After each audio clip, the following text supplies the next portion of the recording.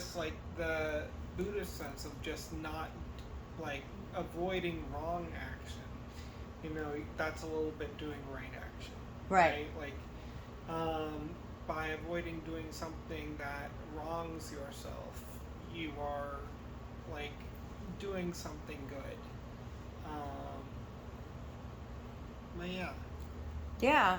Yeah, totally agree. And then also the fact that you get to see very clearly here that this is certain aspects are not set in stone. It comes back to how you feel specifically as now you're being more aware of where your belief systems are and you're being more conscious of your intentions behind things. right. You're being more aware of how your speech is definitely powerful and how Yeah, it can affect people and then into action. But you you have to have those three first parts kind of in check or you'll naturally react to things in mm-hmm. old ways. So that is why the spoke goes in the order that it goes in, by the way of that you do have to be aware of those and already have put some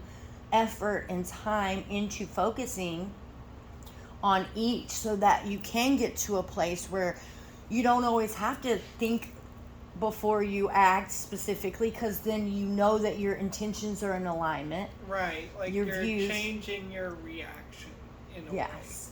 Like so it becomes natural for you to react in a way that is right. Like Correct. that is aligned with you more. As opposed to like what you have been programmed to throughout like life through various situations by changing like your view, your intention, I keep forgetting your Speech. speech, like um, you reinforce like a new way of being, which naturally leads you to be able to act differently than you have up to this point. Yeah. Yeah. What just kind of came to me is like, so if you can think of right view, that would be almost like cleaning up the garden area, Mm-hmm. working with the soil to make sure that you're ready to plant the seed, which would be your intention. Yeah. And then with the right speech and the right action, you can think of that as the seed has been planted there, Mm-hmm. and then you could grow a beautiful flower, or you could grow some weed, depending on how much work you did with your soil Yeah. before planting that seed, and how much watering of that seed you're doing. That's Mm-hmm. going to determine how your speech and your actions going to be, whether it's going to be a weed that you eventually have to go back and kind of till and do some work with, or a Right. beautiful flower that you're going to be able to enjoy and Yeah. appreciate that And grew. to even go back to the weeds, that goes back to just like, that catching yourself. Like, weeds are something that tends to grow up alongside flowers, right? Like, it's something that sort of comes back every once in a while, and you have to kind of deal with it. Yeah. It kind of mimics that whole, like, catching yourself, reminding yourself, hey, like, this is how we're thinking now. Like, even if like some old thoughts come up, or like some old patterns start to emerge, like you sort of gotta catch yourself and be like, that's not who I am anymore. That's not something that I really, you know, um, should allow to be in my garden, right? Correct. Yes. And that's one thing that is certain is the weeds will come back. Mm, Those opportunities um, to make the choice again, will yeah. come up, and it'll come looking a little different than the last time. Mm-hmm. And it'll slide right on in there whenever you're super busy or somebody pushes a button or whatever. So it is more opportunity to realize and have grow more compassion, right? Because even when we're Right. really good at our practice and walking the path, we have to still grow that compassion for others. And so when we realize how often, no matter how focused you are, Right. no matter how much work you've done,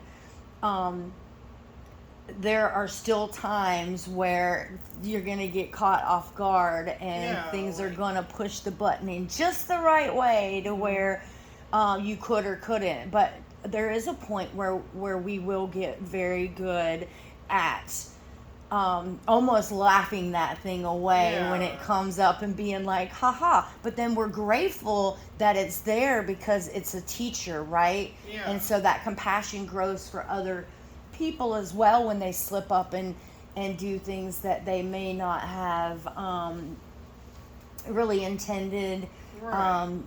at the end of the day, and they may or may not feel guilty about. But it's also guiding us to continue to be compassionate for others, because we do see how easy Yeah. it can be to have kind of a weed pop up in your garden when you Yeah, like something, for example, like a few times I've had thoughts come back about, like, people who have left me behind on my path, and, like, thoughts about them, or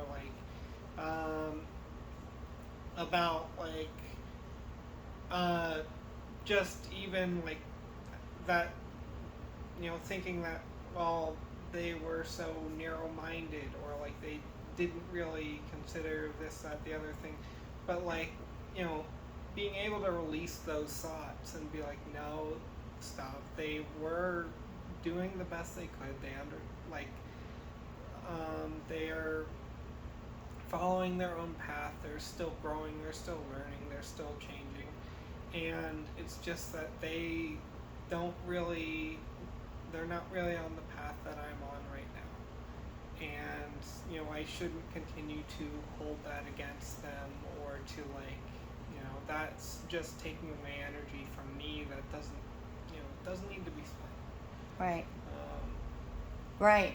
And then also what came to me too is that when we don't succumb to that, kind of blaming or taking on suffering over the way that we perceive that, like how you said, your perception of that, well, just let me stop this because they are on a different path than me, and this is where they are on their path.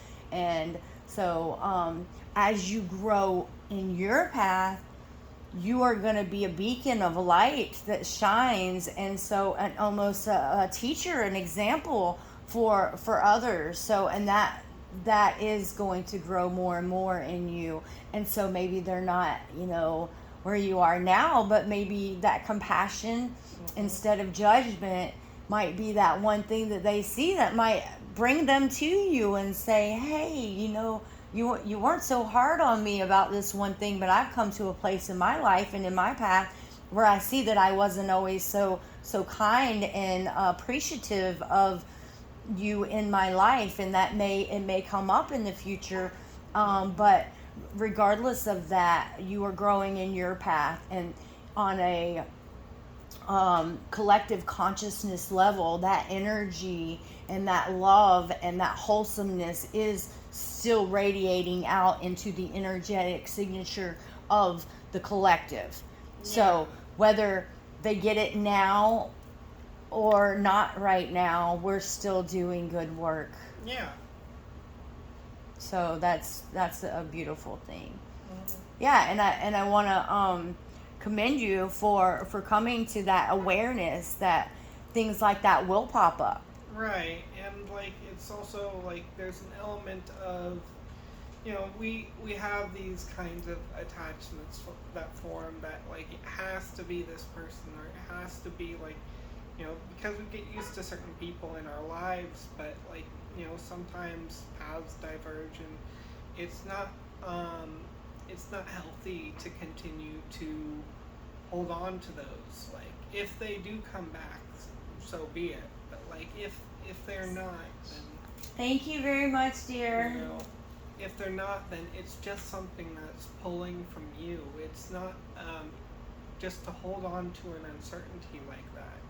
Even if, like, it's something that there's a big possibility. Like, I've had someone who left my life and didn't really say much of a word about it. Like, aside from they just didn't want to speak with anybody, and that just went on for months of time, and then years, and then so on. You know, Even if there's that element of uncertainty where like you didn't do anything wrong to them, or like not that you know of, and like you know at any point they could come back, it's not something that's really good to like cling to. It's not like, I think the word productive is one that's coming to mind. Okay. Like it's not it's not healthy. It just drains you. It's something that it's hard not to, especially if you get super attached to a person. But like that's something that over time that we can kind of learn to change our view and change our intention, change our focus, so that we are not so held back by those thoughts of the past and what was, and or even just like what will be going forward, or what might be. Right. So we can focus on what's right in front of us. Right. And also the situation in itself too is a teacher, because it gives you an opportunity to make a choice of how are you going to take this on. Are you going to take it on as suffering? Mm-hmm. Or are you going to trust in your path and your purpose, and that the time that you were in each other's path served a purpose, and them also leaving your path also served a purpose, and it is working for you, and not like it's not against you. So we do have to let go of everything. Changes. It's just, that's a certainty. Every divergence of paths in my life has led me to a new horizon. Yeah. Beautiful. Awesome. Yes. Well, thank you so much for sharing that. Awesome.